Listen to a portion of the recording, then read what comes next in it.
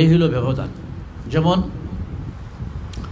একজন গরিবকে একটা শাড়ি দিলেন মহিলারে, একটা পুরুষ একটা লুঙ্গি দেওয়া হইল, 500 টাকা দেওয়া হইল, সে এই 500 টাকা যদি দিন খাইব খরচ করিয়া সব পাইব। টাকা শেষ, সবও শেষ। শাড়ি শেষ, সব শেষ। লুঙ্গি শেষ, সব শেষ। এখন তো খানা খাওয়াইলাম, এই খানা খাইল, যতক্ষণ পেটে রইল সব আছে, বাথরুম হয়ে গেল, সব শেষ হয়ে গেল, সব নাই। এটা ক্ষণিকের জন্য সব। আর যারা দিনের রাস্তায় থাকে, মাদ্রাসাতে পড়েন, আল্লাহর কালামের সাথে সম্পর্ক আছে, তারা দিলে এটা শেষ নাই, এটা প্রবাহমান। অর্থাৎ নদীর স্রোতের মতো পানি যেভাবে যাইতে থাকে বাড়ির দিকে, এইভাবে সব যাইতেই থাকে। আলিমাত নাফসুম মা কদ্দামাত ওয়া আখারাত, জানবে সেদিন ওই ব্যক্তি, ওই পুরুষ জানবে, ওই প্রাণী জানবে, ওই মানুষটা জানবে যে সব সে আগে পাঠাইছে এবং পিছনে রেখে আসছে। আমরা যে সমস্ত তেলাওয়াত, নামাজ, রোজা যাই বন্দেগী করি, এই সমস্ত সামনে আল্লাহ দরবারে যাইতেছে। ফেরেশতারা আল্লাহ তাআলা পৌঁছাইতেছেন। ইনদা সিদরাতিল মুনতাহা ইনদাহা জান্নাতুল মাওয়া, সিদরাতুল মুনতাহা পর্যন্ত যে ফেরেশতারা পৌঁছাই দেন, তারপর আল্লাহর বিশেষ কুদরতে আল্লাহ দরবারে নেওয়া হয়। সিদরাতুল মুনতাহা পর্যন্ত আদান প্রদান শেষ, এর উপরে কোনো ফেরেশতা যেতে পারে না। সিদরাতুল মুনতাহার একটা বড়ই গাছের নাম, এটা যেটা শেষ প্রান্তে, তার শিকড় হইল 6ষ্ঠ আসমানে, এবং তার মাথা এবং আগা, গাছের আগা পাতা থেকে লাগছে 7ম আসমানে, 7ম আসমানে। এটা একটা গাছ, এটি শেষ সীমানা। এর উপরে কোনো মখলুক ফেরেশতা সহ যাইবার কোনো ক্ষমতা নাই। উপর থেকে কেউ নিচ আসে না, আর নিচ থেকেও উপর আর যায় না। এখান পর্যন্ত যদি সব আদান প্রদান শেষ হয়ে যায়, ফেরেশতারা আসা যাওয়া শেষ হয়ে যায়, আর এখান থেকে বিশেষ কুদরতে আল্লাহ পাক রব্বুল আলামিন সব পৌঁছান, সব পৌঁছাই দেন, তার কাছে নিয়ে নেন, আমলনামা নিয়ে নেন, যে কোনো জিনিস নিয়ে নেন। যেমন আল্লাহ রাসূল সাল্লাল্লাহু আলাইহি ওয়াসাল্লামকে মেরাজ শরীফে নেবেন, আল্লাহ পাক রব্বুল আলামিন জিবরাইলের মারফতে সিদরাতুল মুনতাহা পর্যন্ত পৌঁছাইছেন। সিদরাতুল মুনতাহা থেকে জিবরাইল সালাম বলেন, আমি এক চুল পরিমাণও অগ্রসর হইতে পারবো না, আমার শরীর আল্লাহর নূরে তজলিতে জ্বলিয়া একবার ছাই হয়ে যাবে, আমি যেতে পারবো না। জিবরাইল সালাম আটকে গেছেন, আল্লাহর বিশেষ কুদরতে নবীজিকে সিদরাতুল মুনতাহা থেকে নিয়ে আল্লাহ দরবারে পৌঁছাইছেন, যেখানে জিবরাইল যাওয়ার কোনো ক্ষমতা নাই। যাই হোক, সেই সব পুষতেই থাকে। শিক্ষকরা 2 নম্বর সব হইল আও ইলমিন ইনতাফাউ বিহি, আমরা যারা পড়ার জন্য আসছি, আমাদেরকে হুজুরা পড়াইবেন, আমাদেরকে যারা সাহায্য করবেন, লজিং দিবেন, বোর্ডিংয়ের খাবার দিবেন বা কাপড় চোপড় দিবেন, যে কোনোভাবে আমাদেরকে সাহায্য করবেন, জাকাতের পয়সা দিবেন, ফিতরার পয়সা দিবেন, তারপর অন্যান্য মান্যতের পয়সা দিবেন, এমন দান খয়রাত করবেন, কোরআনের সহযোগিতা করবেন। আমাদেরকে সহযোগিতা করা মানে কোরআনের সহযোগিতা করা। আল্লাহ, এটার সওয়াব কিয়ামত পর্যন্ত জারি থাকবে। আর যারা শিক্ষকরা পড়াইতেছেন এবং খিদমত দিতেছেন, আও ইলমিন ইনতাফাউ বিহি, যে ইলমটা ফায়দা কর, কাজে লাগবে।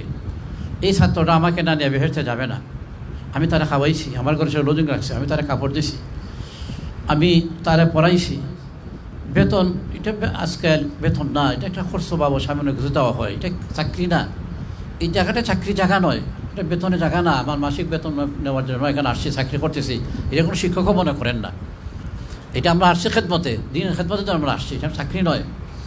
এই নিয়ত একটা ছেলে যে আমার দ্বারা কোরআন শিক্ষা করে, কোরআন আখড়া সে গ্রহণ করে, আমল ইমান আমলে তরবিয়ত থাকে, পড়াশোনায় এবং আমলে তার মধ্যে ফিট হয়ে যায়, আমার মেহনতের বিনিময়ে সে একদিন আমার মতো উস্তাদ হবে, এবং সে একদিন ওনারা পড়াইবে, সে একদিন ওনারা পড়াইবে, তার ছাত্র যত নিম্নে যাইতে থাকবে, ইসব আমি ঘুমাই কবর মধ্যে বসে পাইতে থাকবো ইনশাআল্লাহ। এই নিয়তে শিক্ষকরা পড়াইতেছেন, এই নিয়তে একজন লজিক রেখে খাওয়াইতেছেন, এই নিয়তেই সহযোগিতা করতেছেন, যে যেমন পারেন সহযোগিতা করতেন, জড়িত আছেন, আর ইনশাআল্লাহ এই সবগুলো পাইতে থাকবেন। আওয়ালাদিন সালিহিন ইয়াদউ লাহু, 3 নম্বর গুণ হইল নেককার সন্তানরা যখন মাতা পিতার জন্য দোয়া করে। অভিভাবক যারা আছেন তারা এই উদ্দেশ্য দিয়েছেন আমার ছেলেটা আলেম হবে। উলবিসা ওয়ালিদাহু তাদাই ইয়াউমুল কিয়ামাতি যাওউহু আহসান মিন যাওই শামসি ফি বুয়ুতিদ দুনিয়া। সূর্যকে যদি একটা ঘরের ভিতরে ঢুকাই দেওয়া হয়, এই সূর্যটা যতটুকু উজ্জ্বল হবে, আলোকিত হবে, এই ঘরটা এর চাইতে বেশি আলোকিত হবে ওই কোরআন পড়নেওয়ালার মা এবং বাবার মাথার মুঠোক। হাসরে মাঠালা তারা মুঠোক দিবেন, তাজ দিবেন, পরিধান করাইবেন। এবং ওই ছেলেরা তারা পড়াশোনার মধ্যে দিছেন, তারা দায়িত্ব আদায় করছেন অভিভাবকরা। আর এখন আমার ছাত্র, আমি ছাত্র হই, আমি যে পড়লাম বাবার জন্য মার জন্য কী করবো, আব্বির রাহমহুমা কামা রাব্বায়ানি সাগীরা, তাদের জন্য আমি দোয়া করতে থাকবো। তারা বললে আমি তার জানাজা পড়াইবো এবং তার জন্য আমি দোয়া করতে থাকবো। দুনিয়ার জীবনও দোয়া করবো, মরলে পরেও দোয়া করবো। আর ওয়ালাদিন সালিহিন ইয়াদউ লাহু, ওই সুসন্তান যে সন্তানে মাতা পিতার জন্য দোয়া করতে থাকে, জীবন ভর পর্যন্ত দোয়া করতে থাকে, এই জন্য তারা মাদ্রাসাতে দেন। এই হইল তিনটা জিনিস যেটা বাকি থাকে। ইলমের পড়াশোনার কোনো শেষ নাই, সীমিত নয়, সময় সুযোগের সীমিত নয়। ইলম উতলুবুল ইলমা মিনাল মাহদি ইলাল লাহদি, দুনিয়া থেকে নিয়ে কবর পর্যন্ত শিক্ষা করা, ইলম তলব করা আল্লাহ রাসূল বলেছেন। এবং নবীজি আরও বলেছেন যে দুনিয়া থেকে নিয়ে কবর পর্যন্ত ইলম শিক্ষা করা এবং প্রত্যেক মরণের জন্য তলাবুল ইলমি ফারিদাতুন আলা কুল্লি মুসলিম, জরুর পরিমাণ ইলম শিক্ষা করা, কোরআন শরীফ হাদিস শিক্ষা করা ফরজ আখ্যায়িত করেছেন। যাই হোক, সময় খুব সংকীর্ণ। আল্লাহ তাআলা যেন আমাদের এখানে নূর চমকাইয়া দেন। আল্লাহ তাআলা যেন এই ঘরের মধ্যে খায়ের বরকত দান করেন। আল্লাহ তাআলা যেন এই গ্রাম, এই এলাকাবাসীকে কোরআনের মহব্বত পয়দা করে দেন এবং তাদের জান মাল সে কোরআনের পিছনে খরচ করার তৌফিক দান করেন। এই কোরআন শরীফ যেখানে পড়া হয়, দিবানি সেখানে পড়া হইতেছে, আসমানের ফেরেশতা নিচে দিকে তাকে দেখতেছে, এখানের মধ্যে নূর জ্বলতেছে, নূর চমকাইতেছে। আমরা যেভাবে আসমানের দিকে তাকাই দেখি, বিশেষ করে অন্ধকার রাত্রিতে যখন আসমানের দিকে তাকাই, তখন তারকা দেখা যায় জন্মল করতেছে।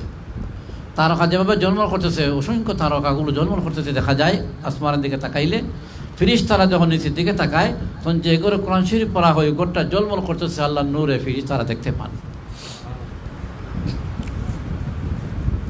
স্বর্ণ হীরা আলমনিমুক্ত গরু যদি থাকে, সেই গরুর মধ্যে রহমত থাকে না। যে ঘরে কোরআন শরীফ পড়া হয়, এখানে আল্লাহর রহমত প্রদান করা হয়। মানিস্তামা কওমুন ফি বাইতিম মিন বুয়ুতিল্লাহ ইয়াতলুনা কিতাবাল্লাহি ওয়া ইয়াতাদারাসুনাহু বাইনাহুম ইল্লা নাযালাত আলাইহিমুস সাকিনা ওয়া গাশিয়াতুমুর রাহমা ওয়া হাফফাতুল মালায়েকা ওয়া যাকারাহুমুল্লাহু ফি মান ইনদা। নবীজি বলেছেন, মাজতামা কওমুন, যদি কোনো দল, কোনো গোত্র, কোনো মানুষ, দুইটা দল, কেউ শিখে কেউ শিখায় আল্লাহর কালামকে, ফি বাইতিম মিন বুয়ুতিল্লাহ, আল্লাহর ঘরসমূহের মধ্যে থেকে কোনো ঘরে। এই হাদিসের অংশটা দ্বারা এই কোরআন শরীফের পড়ার ঘরটাকে মসজিদের সাথে তুলনা দেওয়া হয়েছে। এটাকে মসজিদের সাথে সম্মান দেওয়া হচ্ছে, যদিও এই ঘরটা মসজিদ না, কিন্তু কোরআন শরীফ তেলাওয়াতের কারণে মসজিদের সমতুল্য মর্যাদা রাখে। এই ঘরটা মসজিদ সমতুল্য মর্যাদার ঘর। ফি বাইতিম মিন বুয়ুতিল্লাহ, যদি কোনো ঘরের সমূহের মধ্যে, আল্লাহর ঘরের মধ্যে, বৈতুল্লাহরও মসজিদেরও আল্লাহর ঘর বলা হয়েছে, আর যেখানে কোরআন শরীফ পড়া হয় ঘরটাকেও আল্লাহর ঘর বলা হচ্ছে। যদিও যে মসজিদ কেউ বলে না বা মসজিদ না, কিন্তু আল্লাহর ঘর বলা হচ্ছে। রাসূল সাল্লাল্লাহু আলাইহি ওয়াসাল্লাম আল্লাহর ঘর বলছেন, মসজিদকে আল্লাহর ঘর বলছেন, কোরআন শরীফ যেখানে পড়া হয় এটাকেও, এই ঘরটাকেও আল্লাহর ঘর বলছেন। মাজতামা কওমুন ফি বাইতিম মিন বুয়ুতিল্লাহি, যেখানে ঘর আল্লাহর ঘরের মধ্যে কোনো ঘরে জমা হইয়া যায়, একত্রিত হইয়া যায়, হইয়া কি করে, ইয়াতলুনা কিতাবাল্লাহি ওয়া ইয়াতাদারাসুনাহু বাইনাহুম, তারা বসিয়া কোরআন শরীফ তেলাওয়াত করে, কোরআন শরীফের সবক প্রদান করে, আদান প্রদান করে, একদলে শিখায়। তার বৈশিষ্ট্যগুলো কি, ইল্লা হাফফাতহুমুল মালাইকা, ফেরেশতারা এখানে বেষ্টন করে ফেলেন। সুবহানাল্লাহ, এখানে ফেরেশতারা আছেন, যদিও আমরা দেখি না। আসমান থেকে একটা সুই নিক্ষেপ করা হয়, নিক্ষিপ্ত সুইটা জমিনে পড়বে না, ফেরেশতাদের শরীরের মধ্যে লেগে যাবে। এত ফেরেশতা কেন আছে?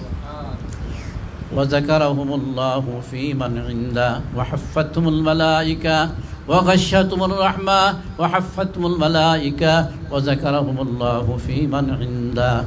তিনটা বৈশিষ্ট্য রাসূল বলছেন। একটা হলো রহমতের ফেরেশতারা এখানে বেষ্টন করে আছেন, আল্লাহর রহমত এখানে আপনার ঘেরাও আচ্ছন্ন করে আছে। রহমতে ভরপুর। সবচাইতে বড় নিয়ামত হইল ওয়াযাকারাহুমুল্লাহু ফী মান ইনদাহু, আল্লাহ রাব্বুল আলামিনে আরশে আজিমে তার সাথে যে সমস্ত ফেরেশতারা আছেন, তিনি সেই আরশে আজিমে তাকিয়া ফেরেশতাদের সাথে ওই ঘরের লোকদের কথা আলোচনা করেন, ঘরের লোকদের কথা স্মরণ করেন। আমরা ইনশাল্লাহ কোরআন শরীফ পড়ব সহিহ নিয়া ইখলাসের সাথে। আমরা হাফিজ হইব, কোরআন শরীফ তেলাওয়াত করব, রমজান শরীফের মধ্যে তেলাওয়াত করব, 50,000 টাকা পাইব, লাখ টাকা পাইব, সবিনা পড়ব, টাকা পাইব, এই উদ্দেশ্য না, উদ্দেশ্য না। আমরা কোরআন শরীফ পড়তেছি আল্লাহকে পাওয়ার জন্য, আল্লাহ তাআলাকে পাওয়ার জন্য। আমরা ইখলাস প্রথম অবস্থা ঠিক করতে হবে, প্রত্যেকেরই আমাদের ইখলাসের সহিত আমরা কাজ করব। দুইটা জিনিস সম্বন্ধে যখন বন্দী করা হয়, সেই বন্দীগুলো আল্লাহর কবুল হয়। একটা হলো খালিস নিয়ত, যা করতেছি আমি আল্লাহর জন্য করব, আমি যা করছি আল্লাহর জন্য করবো। হযরত শাহ ইসমাঈল শহীদ রহমতুল্লাহ আলাইহি তিনি দিল্লি জামে মসজিদে একবার ওয়াজ করছিলেন, বহু লম্বা সময় ওয়াজ করছেন। ওয়াজ করার পর তিনি সিঁড়িতে নামে আইতেছেন, একটা দেহাতি লোক দৌড়ে আসছে, আসিয়া বলতেছে মৌলভী ইব্রাহিমের বয়ান কি শেষ হয়ে গেছে? ইসমাঈল শহীদ কি বলতেছে, মৌলভী ইব্রাহিমের বয়ান কি শেষ হয়ে গেছে? তখন তিনি বলেন যে হ্যাঁ ভাই শেষ হয়ে গেছে। কিসের জন্য? বলে আমি তো বহু দূর থেকে আসছিলাম ওনার বয়ানটা শোনার জন্য। তখন তিনি বলেন ভাই তুমি এখানে বসে যাও, আমি মৌলভী ইসমাঈল, আমি যে বয়ান করছি সব বয়ান আমি তোমাকে শোনাই দিব। সিঁড়ির মধ্যে বসিয়া এই কয়েক ঘন্টার বয়ান তিনি আবার কয়েক ঘন্টা একটা লোকের সামনে, হাজার হাজার আমার সামনে আগে করছিলেন, একটা লোকের সামনে করছেন, শোনাইছেন। ওনাকে প্রশ্ন করা হইল, হুজুর একটা লোকের জন্য আপনি এই ঘন্টার সময় আবার পুনরাবৃত্তি করলেন, আবার বয়ানটাকে আপনি ধরলেন করলেন একটা লোকের জন্য? তিনি বলেন যে ভাই আগেও আমি ওয়াজ করছিলাম, হাত আমার সামনে যে করছিলাম, আমি আগেও যে করছিলাম একজনের জন্যই, আর এখনও করলাম একজনের জন্যই। অর্থাৎ কে? আল্লাহ রাব্বুল আলামিন। আমি আগে হাত আমার সামনে যে ওয়াজ করছি আল্লাহ তাআলা সন্তোষের জন্য করছি, এখন একবারের সামনে হইতেছি, এটাও কার জন্য হই? আল্লাহ সন্তোষের জন্য হইতেছি। আমি যা করি আল্লাহ তাআলার জন্য করি, মানুষ লাখ হোক আর একজনে হোক, কথাই একজন। এই জন্য ইখলাসের সহিত আমরা কাজ করবো ইনশাআল্লাহ। 2 নম্বর হলো তরিকা ভিত্তিক আমরা কাজ করব। নবী আলাইহিস সালামের তরিকা অনুযায়ী আমরা কাজ করব, তরিকা অনুযায়ী কাজ করবো। তরিকা অনুযায়ী যে কাজটি আমরা করি, ইখলাস আছে তরিকা নাই, এটাও কবুল না। আবার ইখলাস আছে তরিকা নাই, এটাও কবুল না। তরিকা আছে ইখলাস নাই, এটাও কবুল না। দুটোভাবে আমরা করবো।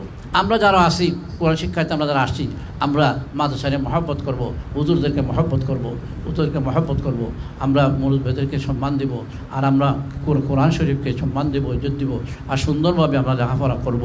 আমরা আমক্তা শোনাইব, আমরা শাস্ত্রভোগ শোনাইব, আমরা শেষ সাথে উঠব, আমরা সম্ভব হলে কিছু তাহাজ্জুদ নামাজ পড়বো, এরপরে আমরা সবক শোনাইব, সুন্দর আখলাক বানিয়ে আমরা পড়াশোনা করব, হুজুরের মুরব্বিদের আমরা খেদমত করব। ইমাম আহমদ রহমতুল্লাহ আলাইহি তোমাদের মতো ছোটো ছিলেন, তিনি ওনার আব্বা তার গরিব ছিলেন, শেষ পর্যন্ত উনিও খুব গরিব ছিলেন। পরে উনি ব্যবসা করছেন, কাপড়ের ব্যবসা ছিল, বহুত বড় ধনী হয়েছেন, এটা ভিন্ন জিনিস। সংক্ষেপ কথা, তিনি পড়ার সময় জুতা পাও দিয়ে আসতে পারতেন না, সকালবেলা আসতেন খালি পায়ে আসতেন, আর এই উনি কষ্ট পাইতেন।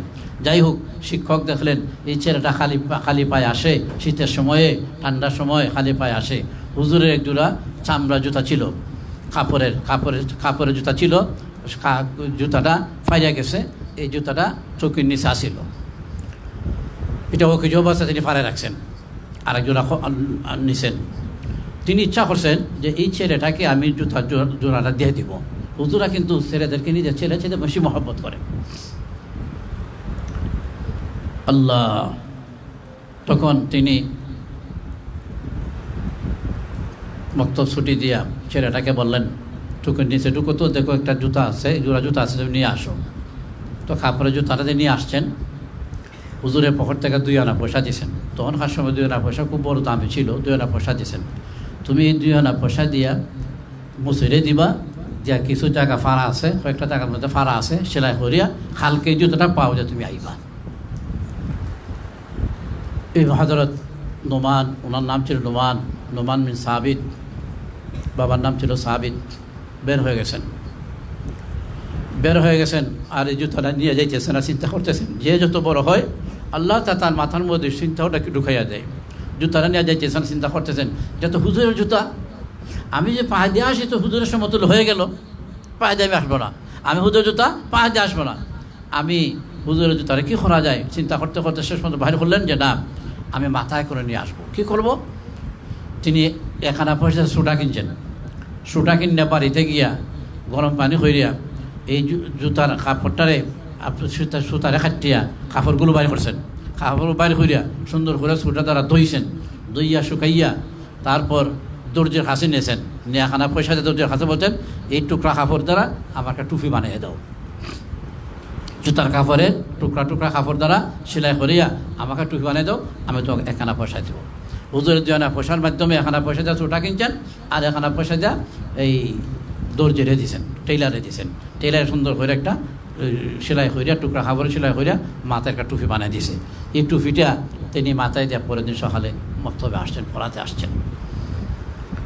আর খালি পায়ে, জুতা নাই।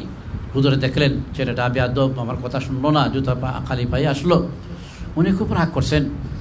উনি আজকে ওনার সাথে কোনো কথাবার্তা বললেন না, পড়াশোনা নিলেন না, ছুটিতে দিছেন, তার সাথে কোনো কথা নাই। আবু হানিফা তিনি আস্তে আস্তে দরজার সামনে গেছেন, তিনি রুমে গিয়ে বসে রয়েছেন। গিয়ে সালাম দিয়েছেন, বলতেছেন হুজুর আমি আসতে পারি? তিনি বলেন, না না তুমি চলে যাও, আমি তোমার সাথে কথা বলবো না, তুমি বেয়াদব ছেলে। আমি তোমাকে মহব্বত করিয়া 2 আনা পয়সাও দিলাম, আমার জুতা আনানো দিলাম, তুমি সেরা করিয়া পরিধান করে আইবা, আজকে তুমি খালি ভাই আসছো, তুমি আমার কথা শোনো নাই। তখন তিনি বলেন, হুজুর আমি জুতাটা কী করলাম এটা তো আপনি একটু শুনবেন। এই কয়েকবার বলতে বলতে হুজুর একটু মনটা নরম হয়েছে। আচ্ছা বলো তো দেখি। তখন তিনি বলেন, হুজুর এই জুতারা আপনার পায়ের জুতা, আমি পায়ে যেতে পারি না, এটা সম্ভব না, এই জন্য আমি 2 আনা পয়সা দিয়া 1 আনা পয়সা দিয়ে আমি সুটা কিনছি। সুটা কিনিয়া জুতার সেলাইগুলো হাঁটিয়া কাপড়গুলো বাইর করিয়া আমি সুটা দ্বারা ভালোভাবে দইয়া পরিষ্কার করে শুকাইয়া আর 1 আনা পয়সা দেওয়া দর্জির মাধ্যমে এই কাপড়গুলোকে জোড়া লাগাইয়া মাথার টুপিটা বানিয়ে নিয়ে আসছি। আমি আপনার পায়ের জুতা পায়ে না দিয়া মাথায় করে নিয়ে আসছি। সাথে সাথে হুজুর উঠে গেছেন।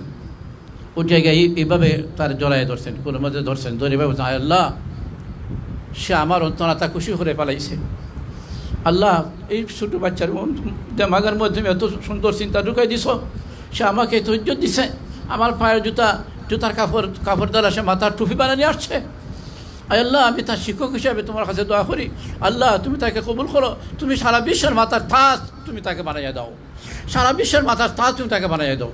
আবু হানিফা ইমামে বাসফা আসিরাজে উম্মতানে মুস্তফা।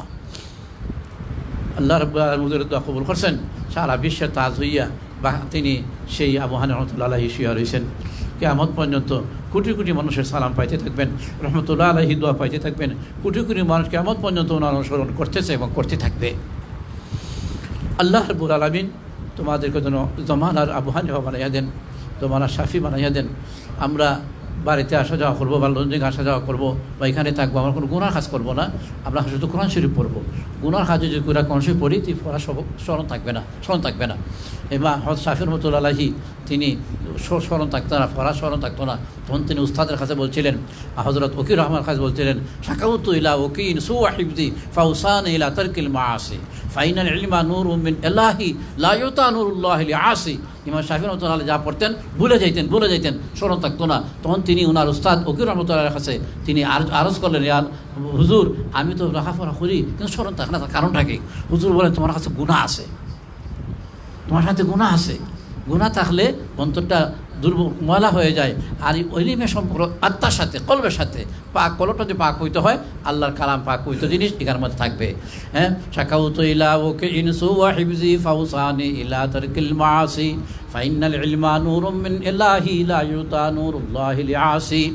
তিনি বললেন যে আল্লাহ পাক গুনাহগার থেকে ইলম দেওয়া হয় না, যেটা পাক পবিত্র বাসন তৈরি করতে হয়।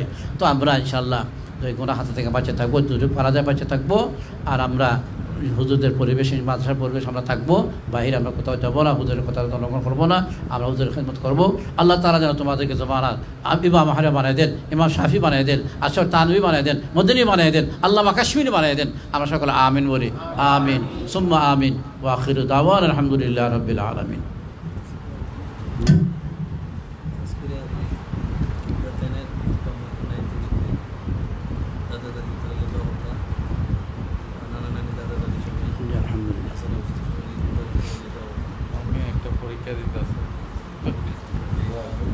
اللهم صل على سيدنا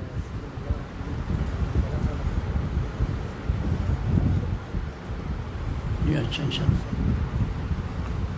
اللهم صل على سيدنا مولانا محمد كما صليت على إبراهيم। মাশাআল্লাহ, যে কথাগুলো বলছে তোমার স্মরণ থাকবো তো ইনশাআল্লাহ ইনশাআল্লাহ। আর সুন্দর খালি পড়াশোনার মধ্যে থাকবা, পড়াশোনার মধ্যে মন দিবা, মন দিবা। ইমাম গাজ্জালির মতো আলাহি দরজা শিবার মধ্যে বসে খালি পড়তেন। যিনি মাদ্রাসা দিয়েছেন, মাদ্রাসার বাণী প্রতিষ্ঠাতা নেজামুল মুলক, তিনি আসেন দেখার জন্য। আর অন্যান্য ছাত্ররাও পড়তেছে। তিনি জিজ্ঞাসা করতেছেন, তুমি কিসের জন্য পড়তেছো? আমার বাবা কাজী সাহেব, আমি কাজী হইব। তুমি কিসের জন্য পড়তেছো? আমার বাবা ইমাম সাহেব, আমি ইমাম হইব। আমার বাবা মুফতি সাহেব, মুফতি হইব। আমার বাবা মুখ, আমার এইটা আমি এটা হইব। এই সমস্ত বলতেছে। তিনি সিদ্ধান্ত নিয়েছেন মাদ্রাসা কালকে থেকে বন্ধ করে দিবেন।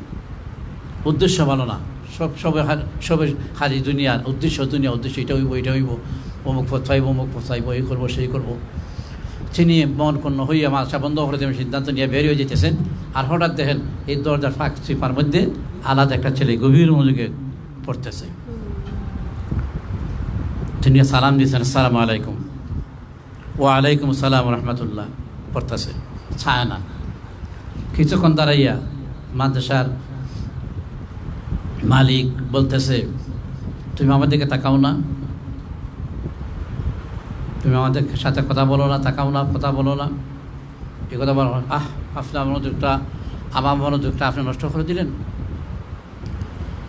তুমি আমার দিকে তাকাও না কেন, কথা বলা কেন? আমি আপনাকে আপনার দিকে তাকাই কী করবো? তাকার দরকারটা কি? আপনার সাথে কথা বলার দরকারটা কি আমার?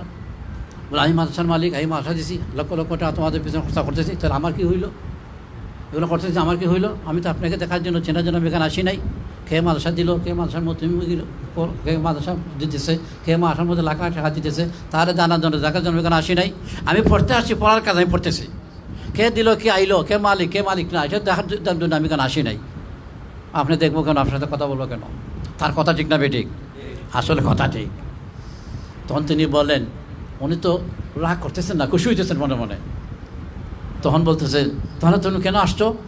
বলে আমি আসছি কে ইলমে না তো খুদার আশা না, ইলিম স্যার আল্লাহ তাআলাকে পাওয়া যায় না। আমি আল্লাহকে পাওয়ার জন্য, তার পথ খোঁজার জন্য আমি এখানে আসছি, তাকে চেনার জন্য এখানে আসছি, তার রাস্তাকে চেনার জন্য আমি এখানে আসছি।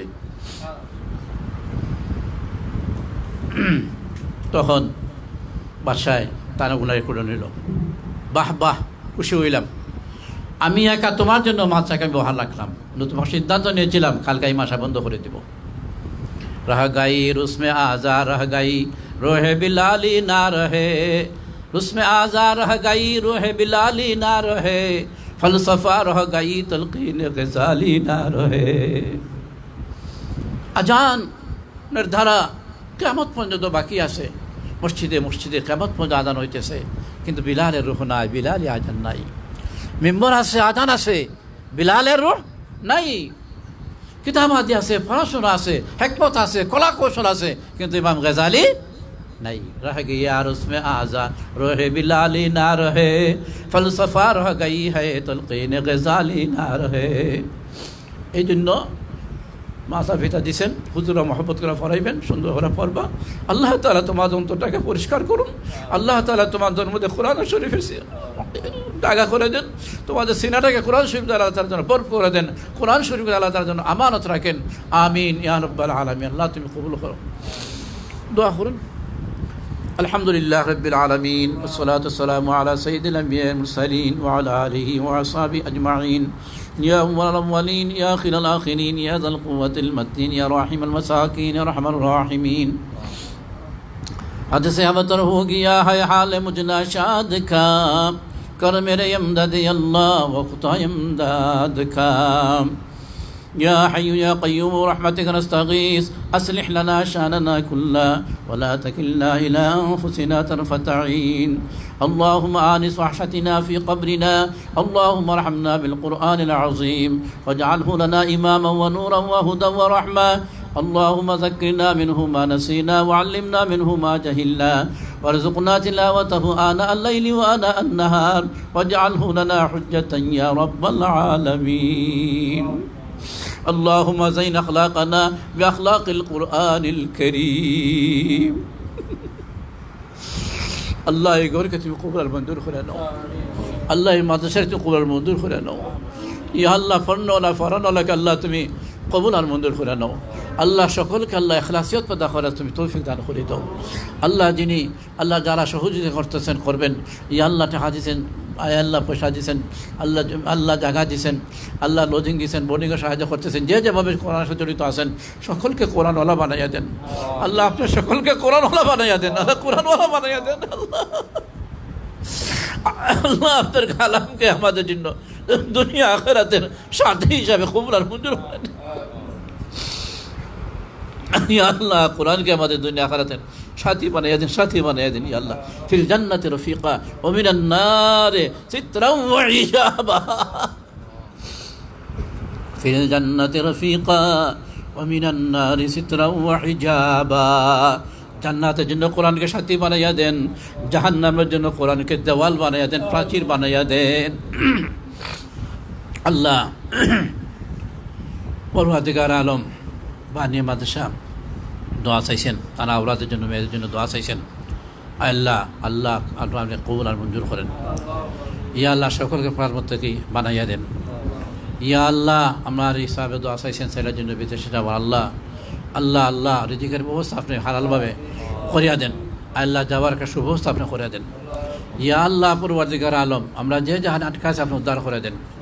আল্লাহ এই মাদ্রাসার সমস্ত জরুরিয়াতরে আপনার গাইবী খাজানা থেকে পুরা করে দেন আল্লাহ, আপনার গাইবী খাজানা থেকে সমস্ত জরুরিয়াত পুরা করে দেন আল্লাহ। মহল্লাবাসী আল্লাহ সকলকে নারী বিশেষে কোরআনের প্রতি মহব্বত পয়দা করে দেন, তাদের জান মাল কোরআনের পিছনে খরচ করার তৌফিক দান করে দেন আল্লাহ। এই বাচ্চাদেরকে আপনি কবুল আর মঞ্জুর করেন আল্লাহ। এদের বহু বড় মর্যাদা, বহুত বড় দাম। এদের পায়ের তৈরি যখন তারা হাঁটাহাঁটি করে এদের পায়ের নিচে রহমতের পিস তারা পাখা বিছাইয়া দেয়। ইন্নাল মালাইকাতা লা তাযাউ আজনিহাতাহা রিযাল লিতালিবিল ইলমি। আল্লাহ আল্লাহ তাদেরকে সঠিক আপনার হাফিজ বানাইয়েন আল্লাহ, কারি বানাইয়েন, আয় আল্লাহ আলেম বানাইয়েন ইয়া আল্লাহ। দেশে তো হাদি বানাই দিন ইয়া আল্লাহ। মাতা পিতার আল্লাহ মহিমুল্লাহ যারা দিয়েছেন, শিক্ষক মনে যারা পড়াইতেছেন সকলের আশা আকাঙ্ক্ষা আপনি পুরা করে দিয়েন আল্লাহ। এই মাদ্রাসাকে আপনার হাওলা করলাম, ছাত্র শিক্ষককে আপনার হাওলা করলাম, যারা সাহায্য করতেছেন সাহায্য করবেন সকলকে আপনার হাওলা করে দিলাম। আমি আপনার হাওলা হইলাম, আপনি কবুল আর মঞ্জুর করেন। ربنا تقبل منا إنك أنت السميع العليم وتب علينا يا مولانا إنك أنت المنان الكريم. نسأل الله العظيم المولى الكريم أن يتداركنا برحمته ويميتنا مسلمين. سبحان ربك رب العزة عما يصفون وسلام على المرسلين والحمد لله رب العالمين.